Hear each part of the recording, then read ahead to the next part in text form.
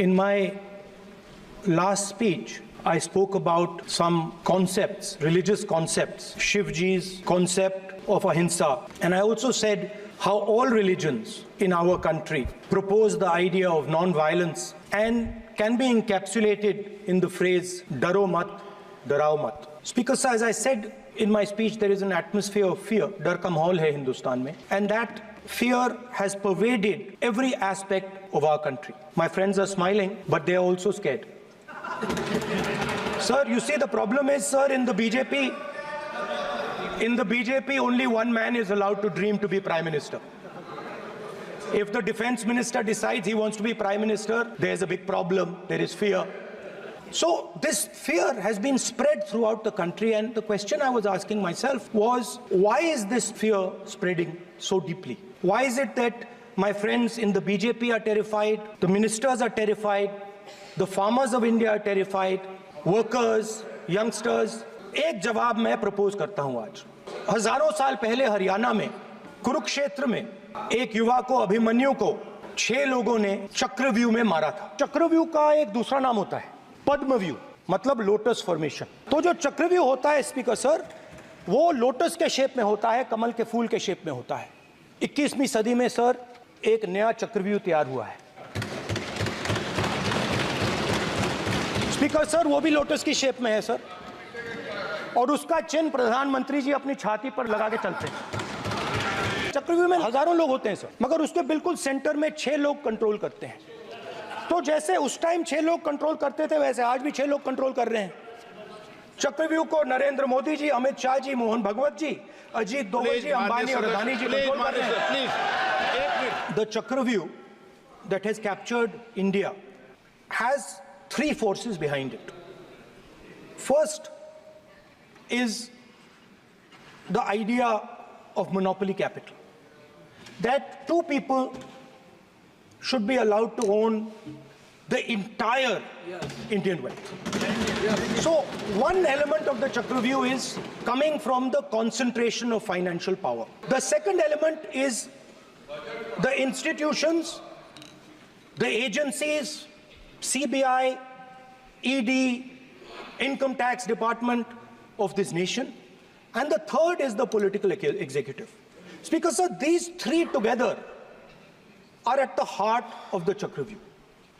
And they have devastated this country. Speaker Sir, my expectation was that this budget would weaken the power of this Chakravyuh. That this budget would help the farmers of this country, would help the youth of this country, would help the laborers, the small businesses of this country. But what I have seen is that this budget, the sole aim of this budget, iski jo niyat hai, it is to strengthen the framework of big business, monopoly business, the framework of a political monopoly that destroys the democratic structure, and finally the framework of what one can call the deep state or the agencies. And the result of this has been, पहला काम इस चक्रव्यूह ने क्या किया? जो हिंदुस्तान को रोजगार देते हैं, स्मॉल एंड मीडियम बिजनेसेस हैं, जो करोड़ों युवाओं को रोजगार देते थे, उन पर इस चक्रव्यूह ने आक्रमण किया। कैसे किया? नोटबंदी, जीएसटी और टैक्स टेररिज्म। आप लोग आतंकवाद की बात करते हो, पूरे देश में अगर कोई भी व्यक्ति छोटा बिजनेस चलाता है तो रात को उसको फोन कॉल आता है इनकम टैक्स डिपार्टमेंट से, जीएसटी से, और टैक्स टेररिज्म का वो शिकार बनता है। इस टैक्स टेररिज्म को रोकने के लिए बजट में आपने कुछ नहीं किया है। तो टैक्स टेररिज्म के कारण, और ये जो आपकी नीतियां हैं, जो आपने कोविड के समय बड़े बिजनेसेस की मदद की और जो स्मॉल एंड मीडियम बिजनेसेस थे उनको खत्म किया, उसके कारण आज हिंदुस्तान के युवाओं को रोजगार नहीं मिल सकता है। एक युवा को रोजगार नहीं मिल सकता है। बजट में आपने इंटर्नशिप प्रोग्राम की बात करी, और ये शायद एक मजाक है, क्योंकि आपने कहा कि ये इंटर्नशिप प्रोग्राम सिर्फ हिंदुस्तान की 500 सबसे बड़ी कंपनियों में होगा, और 99% जो हमारे युवा हैं उनको इस इंटर्नशिप प्रोग्राम से कुछ लेना देना नहीं, कोई फायदा नहीं होने वाला है। तो आपने पहले टांग तोड़ दी और उसके ऊपर आप बैंडेड लगाने की कोशिश कर रहे हैं। मेन मुद्दा आज युवाओं का एग्जाम पेपर लीक है। जहां भी हम जाते हैं आपने बेरोजगारी का चक्रव्यूह बना दिया इनके लिए, और जहां भी हम जाते हैं वो कहते हैं देखिए बेरोजगारी है मगर पेपर लीक भी होता है। तो आपने एक साइड पेपर लीक चक्रव्यूह, दूसरी साइड बेरोजगारी चक्रव्यूह। पेपर लीक मैं आपको बताता हूं 10 साल में 70 बार हुआ है। अगर आप जानना चाहते हैं, 10 साल में 70 बार हुआ है। पेपर लीक के बारे में फाइनेंस मिनिस्टर ने बजट में एक शब्द नहीं कहा है। युवाओं के लिए पेपर लीक सबसे जरूरी मुद्दा है, उन्होंने एक शब्द नहीं कहा है पेपर लीक के बारे में। और उल्टा जो एजुकेशन बजट में पैसा देना चाहिए था वो आपने 20 साल में सबसे कम पैसा दिया है। 2.5% of budget is gone to education. दूसरी तरफ पहली बार सेना के जवानों को आपने अग्निवीर के चक्रव्यूह में फंसाया। इस बजट में अग्निवीरों के पेंशन के लिए 1 रुपया नहीं है। आप अपने आप को देशभक्त कहते हो, मगर जब अग्निवीरों की मदद करने की बात आती है, जवानों को पैसा देने की बात आती है, तो बजट में आपको 1 रुपया नहीं दिखाई देता। उनकी पेंशन के लिए 1 रुपया आपने नहीं दिया। उनको आपने अग्निवीर के चक्रव्यूह में फंसाया। उसके बाद सर जो अन्नदाता हैं वो चक्रव्यूह से निकलने के लिए, आपके चक्रव्यूह से निकलने के लिए जो आपने बनाया 3 काले कानून, जमीन अधिग्रहण बिल को आपने कमजोर किया, उनको आप सही दाम नहीं देते हो। इस चक्रव्यूह से निकलने के लिए उन्होंने आपसे सिर्फ एक चीज मांगी है, 2 चीजें नहीं मांगी है, सिर्फ एक चीज मांगी है। उन्होंने कहा है कि हमें लीगल गारंटीड एमएसपी दे दो। आपने उनको बॉर्डर पे बंद कर दिया, रोक दिया, आज तक रोड बंद है। आप उनसे बात करने को तैयार नहीं है। वो यहां आए, मुझसे मिलने आए, आप उनको अंदर नहीं आने दे रहे थे। तो मैं आपको फैक्ट बताता हूं, फिर आप मुझे करेक्ट कर दीजिए। स्पीकर सर हुआ क्या, वहां पे सर मुझसे मिलने एक फार्मर का डेलीगेशन आया। मुझे बताया गया कि फार्मर के डेलीगेशन को अंदर नहीं आने देंगे। फैक्ट यह है कि जब मैं मीडिया के साथ वहां गया तब दरवाजे पार्लियामेंट के, संसद के उनके लिए खुले, उससे पहले वो बंद थे। ठीक है, और ये आप उनसे भी पूछ लीजिए सर। प्लीज। हमारा एक्सपेक्टेशन था कि जो अन्नदाता है, जो सरकार से सिर्फ एक चीज मांग रहा है, लीगल गारंटीड एमएसपी, ये इतना बड़ा काम नहीं है। हमें लगता था कि अगर सरकार बजट में इसका प्रोविजन कर देती तो जो हमारे किसान हैं जो चक्रव्यूह में, आपके चक्रव्यूह में फंसे हैं, वो निकल पाते। ये हमारी थिंकिंग थी, मगर आपने नहीं किया। तो मैं यहां इंडिया गठबंधन के तरफ से गारंटी देता हूं कि हम ये काम करके दिखा देंगे। मैं हिंदुस्तान के सब किसानों से कहना चाहता हूं, गारंटीड लीगल एमएसपी हम इस सदन में पास करके आपको देंगे। सर मिडिल क्लास जो है वो शायद इस बजट से पहले प्रधानमंत्री को सपोर्ट करता था। जब प्रधानमंत्री ने कोविड के समय उनसे थाली बजवाई थी तो उन्होंने दबाकर थाली बजाई, धड़ धड़ धड़ धड़ धड़ थाली बजा बजाई। हमें अजीब लगा, मगर प्रधानमंत्री ने मिडिल क्लास को ऑर्डर दिया तो मिडिल क्लास ने थाली बजाई। उसके बाद प्रधानमंत्री ने उसी मिडिल क्लास से कहा मोबाइल फोन की लाइट जलाओ, और मोबाइल फोन की लाइट जली। अब इस बजट में आपने उसी मिडिल क्लास के एक छुरा पीठ में मारा, दूसरा छुरा छाती में, एक इधर मारा और एक इधर मारा। इंडेक्सेशन जो आपने कैंसिल की वो पीठ में छुरा था, और जो कैपिटल गेन्स टैक्स आपने बढ़ाया वो छाती में छुरा। आपने long term capital gains tax को 10% से 12.5% किया, यहां छुरी मारी, और शॉर्ट टर्म को 15 से 20% छुरी मारी। दुख की बात है, मगर इसमें एक इंडिया गठबंधन के लिए एक हिडन बेनिफिट है। मिडिल क्लास अब आपको छोड़ने जा रही है और इस साइड आ रही है। तो मेरा कहना है, जहां भी आपको मौका मिलता है आप चक्रव्यूह बना देते हो। एक चांस मिलता है आप चक्रव्यूह बना देते हो, हम चक्रव्यूह तोड़ने का काम करते हैं। हमारे बजट में किसान का कर्जा माफ हुआ, चक्रव्यूह तोड़ा, मनरेगा हुआ, चक्रव्यूह तोड़ा।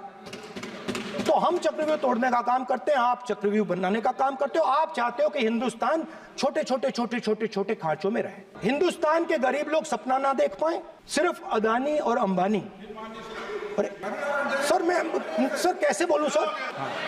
सर तो सर मैं फिर मैं सर 3 और 4 कह देता हूं उनको, 3 और 4 ठीक है सर। ये जो 2 लोग हैं सर, ये हिंदुस्तान के इंफ्रास्ट्रक्चर को, बिजनेस को कंट्रोल करते हैं सर। इनके पास एयरपोर्ट है, टेलीकॉम का सिस्टम है, अब पोर्ट्स हैं, अब रेलवेज में जा रहे हैं सर। इनके पास हिंदुस्तान के धन की मोनोपोली है। तो सर मैं समझ नहीं पा रहा हूं इनके बारे में मैं इंडिकेट कैसे करूं। इनके बारे में बोलना तो पड़ेगा सर। अगर आप हमें कहो कि इन दोनों के बारे में आप बोल ही नहीं सकते तो वो तो हमारे लिए एक्सेप्टेबल ही नहीं है सर। हमें तो बोलना है। अब आप चाहते हो कि नाम ना ले तो कोई और सिस्टम दे दीजिए हमें। A1 एंड A2 की रक्षा करनी है, मैं समझता हूँ, नो प्रॉब्लम। वो सर ऊपर से ऑर्डर आया है सर ऊपर से ऑर्डर आया है सर, मैं समझता हूँ, मैं इस पर कोई टिप्पणी नहीं करूंगा। देश में तकरीबन 73% दलित, आदिवासी और पिछड़े वर्ग के लोग हैं और ये हिंदुस्तान की मेन शक्ति है, स्ट्रेंथ है। और सच्चाई है कि इनको कहीं भी जगह नहीं मिलती है। इनको बिजनेस में जगह नहीं मिलती है, इनको कॉर्पोरेट इंडिया में जगह नहीं मिलती है, इनको सरकारों में जगह नहीं मिलती है। ये देखिए सर, प्लीज ये देखिए सर, तो मुझे ये करना है सर, वो देखो आगे।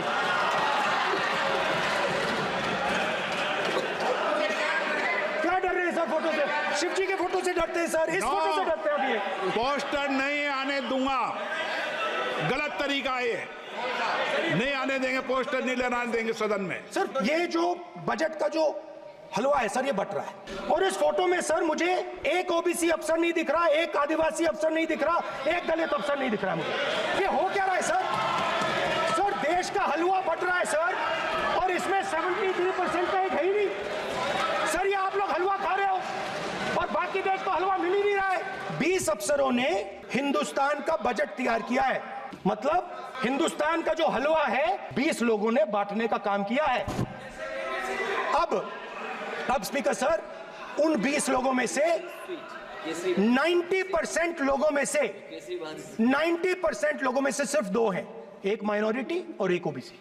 और इस फोटो में एक भी नहीं है, मतलब फोटो में आपने पीछे कर दिया।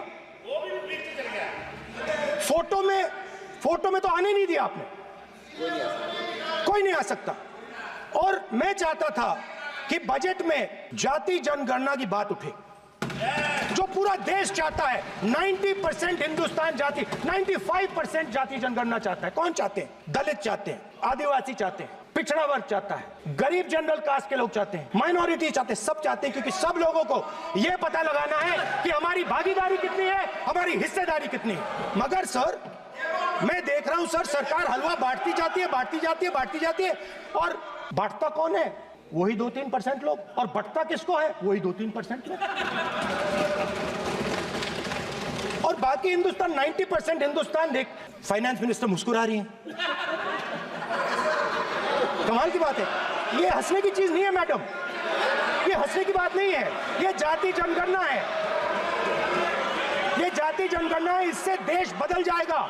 जो पद्मव्यूह वाले हैं उसको, चक्रव्यूह को पद्मव्यूह भी कहा जाता है सर। जो पद्मव्यूह वाले हैं इनको गलतफहमी है, ये सोचते हैं कि देश के युवा, देश के पिछड़े लोग अभिमन्यु हैं। देश के पिछड़े लोग अभिमन्यु नहीं है, अर्जुन है। और वो जो आपका चक्रव्यूह है उसको फोड़ के फेंक देंगे, फेंकने वाले हैं। पहला कदम इंडिया गठबंधन ने ले लिया, आपके प्रधानमंत्री की कॉन्फिडेंस को हमने उड़ा दिया। मतलब आपके प्रधानमंत्री भाषण में आ ही नहीं पा रहे, और मैं आपको एडवांस में बता देता हूं, मेरे भाषण में कभी नहीं आएंगे। तो जो पद्मव्यूह वाले लोग हैं सर, जो कमल फॉर्मेशन वाले लोग हैं, उनको हिंदुस्तान का नेचर नहीं समझ आया। हिंसा, नफरत हिंदुस्तान का नेचर नहीं है, चक्रव्यूह हिंदुस्तान का नेचर नहीं है। हिंदुस्तान का नेचर अलग है। हिंदुस्तान के नेचर के बारे में अब मैं आपको बनाना चाहता हूं। हर धर्म में चक्रव्यूह के खिलाफ फॉर्मेशन होता है, हर धर्म में। माननीय सदस्य, आप जानते हो हिंदू धर्म में चक्रव्यूह का ऑपोजिट क्या होता है, जानते हो आप चेयर को एड्रेस। मैं बताता हूं सर। शिव की बारात होती है सर, शिव की बारात में कोई भी आ सकता है, किसी भी धर्म का कोई भी व्यक्ति आ सकता है, बारात में आ सकता है, नाच सकता है, गा सकता है, अपना सपना देख सकता है। गुरु नानक जी, सिखों की बात करी जाए तो सेवा करने से किसी को नहीं रोका जा सकता है, लंगर से किसी को बाहर नहीं फेंका जा सकता है।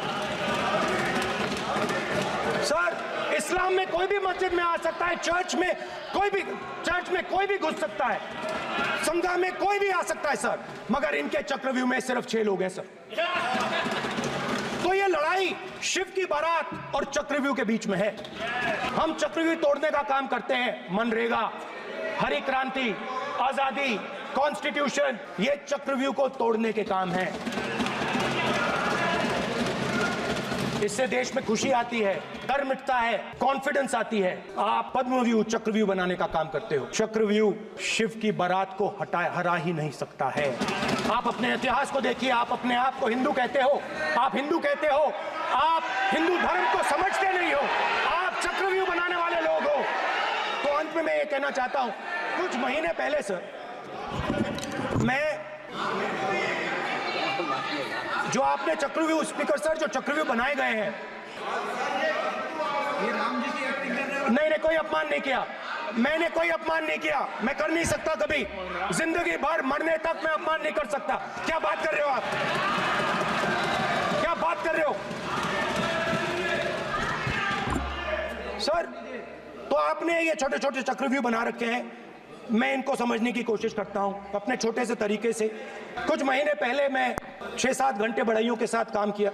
वहां विश्वकर्मा जी थे, उनसे मैंने एक सवाल पूछा। मैंने उनसे कहा कि आपको किस चीज से दुख होता है, किस चीज से आपको दर्द होता है? उन्होंने मुझे कहा राहुल, तो उन्होंने कहा राहुल, मैं ये टेबल बना रहा हूं, मगर राहुल जी कहा, राहुल जी अब कहा वो मुझे अच्छा नहीं लगा, वो मुझे अच्छा नहीं लगा, मगर कहा सच्चाई है। तो उसने कहा राहुल जी, मुझे दुख इस बात का होता है कि मैं ये टेबल बनाता हूं, मगर जिस शोरूम में ये टेबल रखी जाती है उस शोरूम में मैं अंदर जा ही नहीं सकता। कुछ ही दिन पहले सुल्तानपुर के रास्ते पे मैं एक भाई के साथ, मोची भाई के साथ बैठा, उससे मैंने ये सवाल पूछा, आपको दुख किस बात का होता है? कहता है राहुल जी, मेरा सम्मान सिर्फ मेरे पिता ने किया था और किसी ने नहीं किया। तो मेरा कहना है सर, ये जो आपने चक्रव्यूह बनाया है, इस चक्रव्यूह से करोड़ों लोगों को नुकसान हो रहा है, दर्द पहुंच रहा है, और हम इस चक्रव्यूह को तोड़ने जा रहे हैं। और तोड़ने का सबसे बड़ा तरीका, जिससे आप लोग डरते हो, कांपते हो, वो है जाति जनगणना। और जैसे मैंने कहा था कि इंडिया गठबंधन गारंटीड लीगल एमएसपी इस सदन में पास करेगी, वैसे ही मैं कह रहा हूं, आपको अच्छा लगे ना लगे, जाति जनगणना इस हाउस में, इस सदन में पास करके हम आपको दिखाएंगे।